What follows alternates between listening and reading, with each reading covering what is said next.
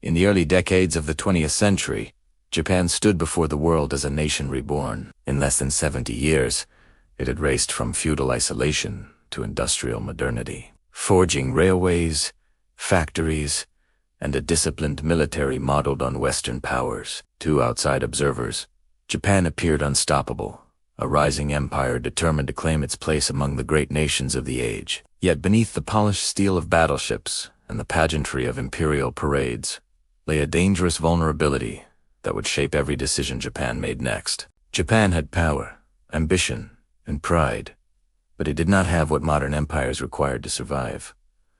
Coal was limited, iron ore was scarce. Oil, the most vital resource of the 20th century, was almost non-existent on the Japanese mainland. Every warship that sailed, every aircraft that flew, every factory that ran depended on foreign supply. Japan's leaders understood a terrifying truth. Without control of resources, Japan's independence itself was an illusion. This realization transformed strategy into obsession. If Japan could not trade safely for what it needed, then it would have to take it. Empire was not seen as conquest for conquest's sake, but as national survival. British power rested on colonial supply lines. American industry thrived on vast domestic resources. Japan, surrounded by ocean and rivals, believed it had only one option. Expansion was not a choice, it was destiny. The first decisive step came in 1931. Under the pretext of a manufactured railway incident, Japanese forces surged into Manchuria, a region rich in coal, iron, and agricultural land. Wheat in months. Resistance collapsed. Manchuria was transformed into the puppet state of Manchukuo, presented to the world as an independent nation but controlled entirely by Tokyo. For Japan's leadership, this was proof that force could solve the resource problem. But Manchuria was only the beginning. Japanese planners quickly realized that controlling northern China could provide labor, food, and strategic depth, insulating the home islands from foreign pressure. Tensions escalated throughout the early 1930s, culminating in full-scale war in July 1937. What followed was one of the most brutal conflicts of the 20th century, though much of it unfolded far from Western headlines. Japanese armies advanced rapidly. Cities fell one after another as Chinese forces struggled to resist modern mechanized warfare. Shanghai, Beijing, and eventually Nanking came under Japanese control. Victory seemed inevitable, and confidence within Japan soared. Yet, the deeper the army advanced, the longer its supply lines stretched, and the more resistance hardened behind the front. Then came Nanking. The capture of the Chinese capital in December 1937 marked a turning point not only militarily, but morally. Over weeks of unchecked violence, Japanese troops carried out mass executions, widespread rape, and systematic terror against civilians. Tens of thousands were killed. The rape of Nanking shocked foreign diplomats and journalists who witnessed its aftermath, and reports spread rapidly across the world. Japan's image as a disciplined, modern power collapsed into one of unchecked brutality. International condemnation followed swiftly. Sympathy for China grew, especially in the United States, where newspapers published graphic accounts of the atrocities. While no immediate military response came, Japan's actions began to close diplomatic doors. What Tokyo viewed as harsh necessity, the world increasingly saw as criminal aggression. By 1939, the war that was supposed to secure Japan's future had become a draining quagmire. Chinese resistance refused to break. Guerrilla warfare spread across occupied territories. Millions of soldiers were tied down in a conflict that consumed ammunition, vehicles, and fuel at an alarming rate. Every month, the war continued. Japan's dependence on foreign oil deepened. Within Japan's leadership, unease began to surface. The army demanded more men. The navy demanded more fuel. Industrial planners warned that reserves were shrinking faster than anticipated. The empire was expanding, but its foundation was cracking. What had begun as a calculated campaign now threatened to exhaust the very nation it was meant to save. Japan's rulers faced a grim paradox. The war in China could not be abandoned without humiliation and loss of prestige. Yet continuing it required resources Japan did not possess. The solution, once again, seemed obvious to imperial planners. If China was not enough, then the empire must grow larger. New territories would provide oil, rubber, tin, and food. Expansion would feed expansion. But each new step outward brought Japan closer to powers that would not remain passive observers. Before we go any further, please remember to click the subscribe button and like the video. It genuinely helps this channel reach more people who enjoy deep, well-researched history, and it keeps long-form storytelling like this alive. By the end of the 1930s, Japan had committed itself to a path with no easy exits. Every mile gained in Asia increased dependence on imported fuel. Every victory made retreat politically impossible. Every atrocity hardened foreign resolve against it. The empire had momentum, but it was the momentum of a boulder rolling downhill, gaining speed while losing control. And across the Pacific, a nation with oil, steel, and limitless industrial capacity was beginning to take notice. While Japanese armies pushed deeper into China, another power followed events with growing concern from thousands of miles away, across the vast expanse of the Pacific Ocean. The United States watched Japan's expansion not with immediate fury, but with unease, calculation, and restraint shaped by painful memory. America in the 1930s was a nation determined not to repeat the mistakes of the First World War. The trauma of that conflict, combined with the devastation of the Great Depression, had produced a powerful current of isolationism. Many Americans believed that foreign wars were the result of imperial rivalries that had nothing to do with them. Congress reflected this mood through a series of neutrality acts, laws designed to prevent the United States from being dragged into another overseas catastrophe. On paper, America was neutral. In practice, neutrality was becoming harder to maintain. As Japan expanded its war in China, reports filtered back through diplomats, missionaries, and journalists. Graphic descriptions of civilian bombings, executions, and mass displacement appeared in American newspapers. Images from Shanghai and Nanking challenged the idea that this was a distant conflict with no moral stakes. Public opinion began to shift, slowly but decisively. President Franklin D. Roosevelt understood this tension better than anyone. He was constrained by law and public sentiment, yet deeply aware that global instability would eventually reach American shores. Rather than confront Japan directly, Roosevelt chose a gradual approach, nudging the nation away from strict neutrality without openly abandoning it. In 1939, as war erupted in Europe, Congress revised the Neutrality Acts.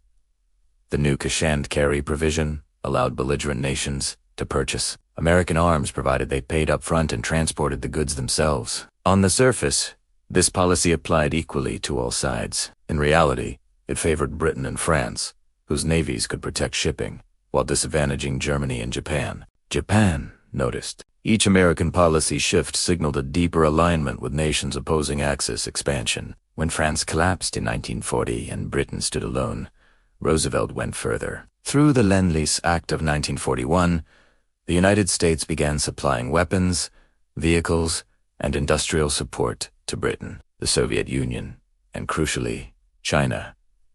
Payment was no longer required. Support was framed as the defense of democracy itself. To Japanese leaders, this was a warning disguised as paperwork. China, still locked in a brutal struggle against Japanese occupation, was now receiving American aid. Trucks, aircraft, and supplies flowed through the Burma Road. Though American soldiers were not fighting, American industry had entered the war by proxy. Japan's enemies were being strengthened, while Japan itself remained dependent on American resources. This dependency was extreme. By 1940, Japan imported nearly all of its oil. More than 90% of that oil came from overseas, and the majority from the United States. Every Japanese warship steaming off the Chinese coast burned American fuel. Every Japanese aircraft that flew did so on American petroleum. The contradiction was impossible to ignore. Within Japan's government and military, alarm bells rang louder. The empire was fighting a major war using supplies controlled by a nation increasingly hostile to its actions. A single decision in Washington could bring the entire imperial project to a halt. Strategic debate intensified. Japan's army leadership advocated what became known as the Northern Strategy. They argued that Japan should expand into northern China, Mongolia, and possibly Siberia. These regions, they believed, offered raw materials and land, and attacking the Soviet Union could secure resources while avoiding direct confrontation with Western colonial powers. The Navy saw things differently. The Southern Strategy focused on Southeast Asia, where British Malaya, and the Dutch East Indies possessed immense reserves of oil, rubber, and tin. These territories, however, were protected by Western empires, and moving south risked war with Britain, the Netherlands, and almost certainly the United States. For years, this argument remained unresolved. Then, in 1939, events on a remote border settled the debate with brutal clarity. At the Battle of Khalkhin, near the border of Mongolia, Japanese forces clashed with Soviet troops under the command of General Georgy Zhu. Expecting another quick victory, Japanese commanders instead encountered a devastating display of Soviet combat arms warfare. Tanks, artillery, and aircraft encircled and annihilated Japanese units. Thousands were killed or captured. The defeat was decisive and humiliating. Khalkhin shattered the myth of Japanese invincibility on land and exposed fatal weaknesses in army doctrine. More importantly, it demonstrated that war with the Soviet Union would not be short, cheap, or predictable. The northern strategy collapsed almost overnight. Attention turned south, where resources beckoned and resistance seemed weaker. Yet moving south meant moving closer to American power. As Japan debated its future, it took another step that would reverberate far beyond Asia.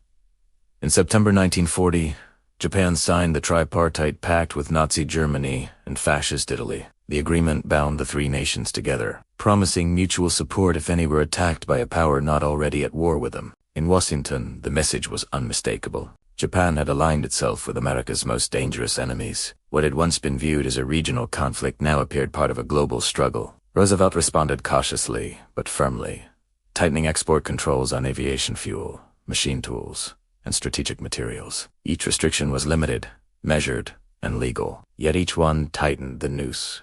Japan's leaders could see the direction of travel. Oil still flowed, but trust did not. Diplomacy still existed, but patience was thinning. Every Japanese advance brought harsher American scrutiny. Every American restriction pushed Japan closer to crises. By the end of 1940, the empire faced an impossible equation. It was winning battles in Asia, but losing access to the resources needed to sustain them. Time was no longer on Japan's side. The question was no longer whether a reckoning would come, but what form it would take. And soon, economic pressure would replace diplomacy altogether.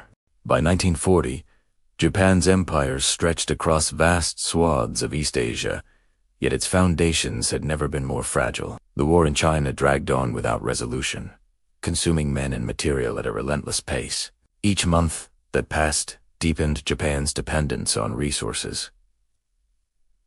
It did not control. Victory on the battlefield no longer guaranteed survival. Economics had become a weapon more powerful than bombs. Japan's next move was driven by this pressure. In September 1940, with France defeated by Germany and its colonies vulnerable, Japanese forces entered northern French Indochina. Officially, the occupation was meant to cut supply routes feeding Chinese resistance. Unofficially, it was a probe southward, testing how far Japan could advance before provoking a decisive Western response. Washington reacted swiftly. The United States imposed export controls on scrap, iron, steel, and aviation fuel, materials vital to Japan's war industries. Though oil still flowed, the message was unmistakable.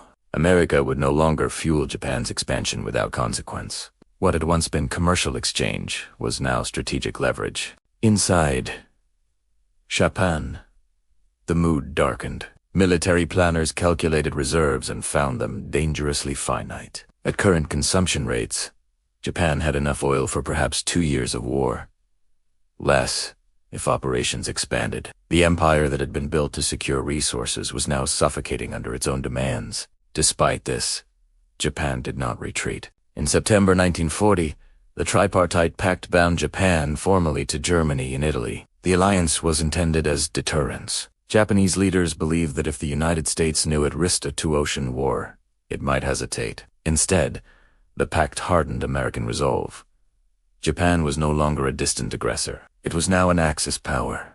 Then came the step that changed everything. In July 1941, Japanese forces occupied southern French Indochina. This was no longer a limited operation. From Indochina's airfields and ports, Japan could strike Malaya, Singapore, and the Dutch East Indies, the very heart of Southeast Asia's resource wealth. The move left no ambiguity about Japan's intentions. The American response was immediate and devastating. President Roosevelt froze all Japanese assets in the United States. Britain and the Netherlands followed suit. Without explicitly declaring an oil embargo, the effect was the same. Oil shipments stopped overnight. In a single decision, Japan lost access to nearly 94% of its petroleum supply. The empire was now on a clock. Every tank exercise, every naval patrol, every training flight burned fuel that could not be replaced. Civilian reserves were tapped. Stockpiles were guarded like treasure. Strategic planners calculated timelines down to the month. Japan could fight, but only briefly. If nothing changed, defeat was inevitable. Diplomacy became frantic. Japanese envoys met American officials throughout 1941, seeking a compromise that would restore trade. Proposals were exchanged, revised, rejected. The core issue never shifted. The United States demanded withdrawal from China and Indochina and a renunciation of aggressive expansion. Japan demanded recognition of its position in Asia and the lifting of sanctions. To Japan's leadership, the American demands were unacceptable. Withdrawal from China after years of sacrifice would shatter the prestige of the military and undermine the emperor's authority. The empire had gone too far to turn back. Peace, under those terms, would mean collapse without honor. Within the imperial conferences, the debate narrowed to grim alternatives. Accept economic strangulation and slow ruin, or gamble everything on war. No option promised safety. Only one offered a chance. That chance lay to the south. If Japan could seize the oil fields of the Dutch East Indies and the rubber plantations of Malaya, it could sustain the war indefinitely. But doing so would almost certainly bring conflict with Britain and the United States. Japan's navy understood this reality clearly. The question was not whether America would fight, but when and under what conditions. This is where strategy turned desperate. Japanese naval planners proposed a solution born of both brilliance and fatal misjudgment. If the United States could be dealt a decisive blow at the outset, its will to fight might collapse. Sudden, overwhelming strike could buy Japan the time it needed to fortify its conquests and negotiate from a position of strength. The target was obvious.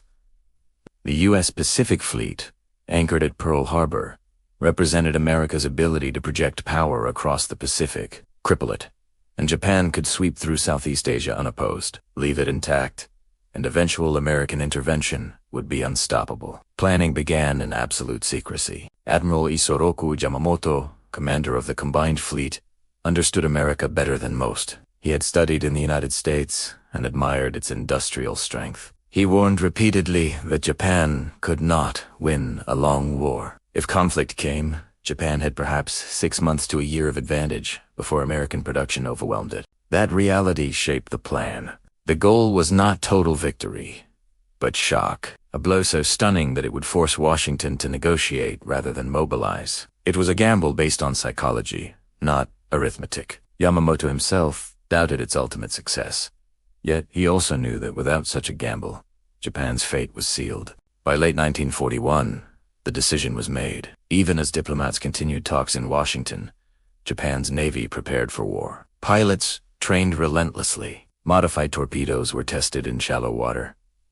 Carriers assembled under strict radio silence. Sailors were told they were embarking on exercises, unaware that many would not return. Before we go any further, please take a moment to like the video and subscribe to the channel. It truly helps these long-form historical stories reach others who value depth, accuracy, and thoughtful narration. The empire stood at the edge of a precipice.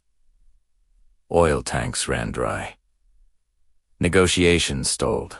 Time evaporated. What Japan faced now was not a choice between war and peace, but between action and extinction. The next move would be bold, devastating, and irreversible.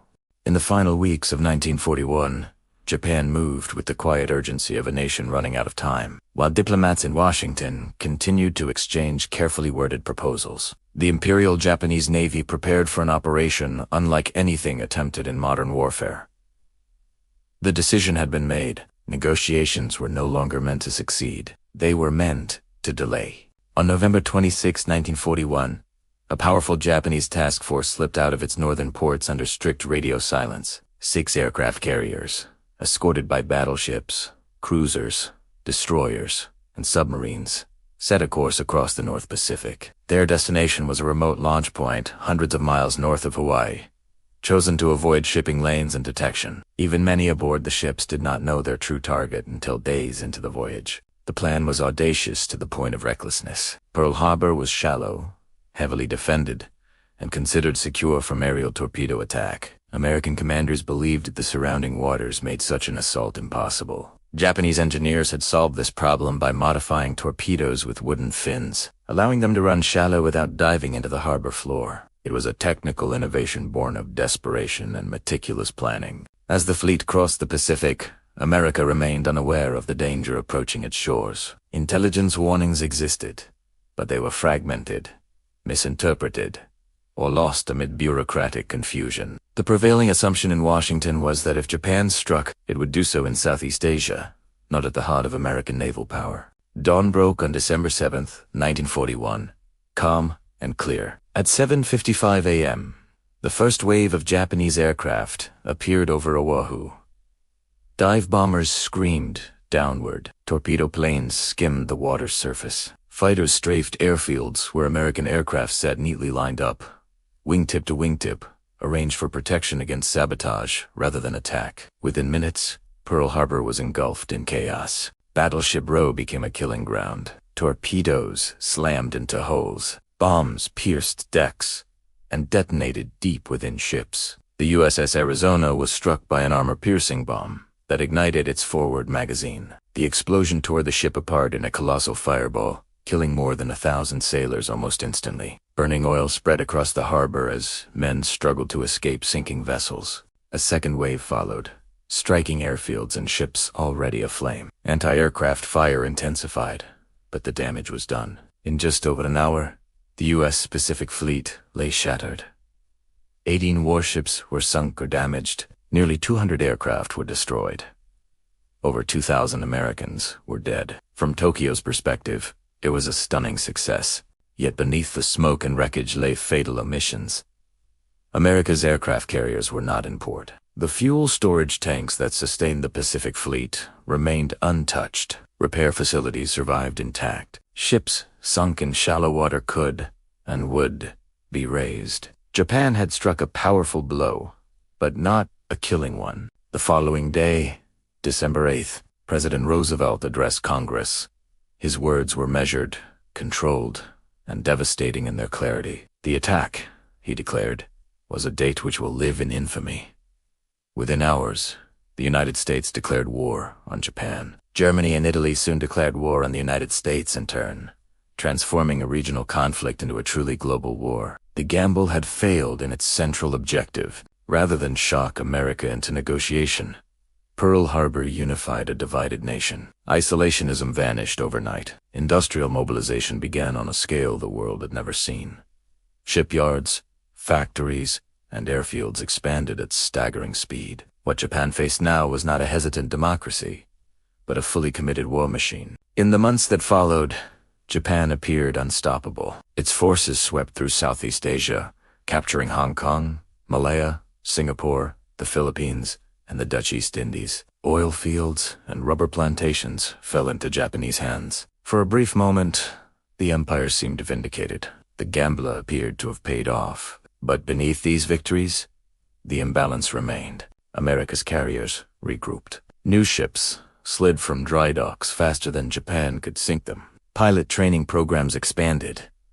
Logistics networks stretched across the Pacific. Japan had planned for a short war, a negotiated peace achieved through shock and speed. What it now faced was a prolonged struggle against an enemy whose strength only grew with time. Pearl Harbor was not Japan's triumph. It was its point of no return. The attack solved nothing it was meant to solve. It did not secure peace. It did not break American resolve. It did not guarantee access to resources without consequence. Instead, it ensured that Japan would fight a war it could not sustain, against an opponent it could not out. In the moment of greatest tactical success, Imperial Japan had sealed its strategic fate.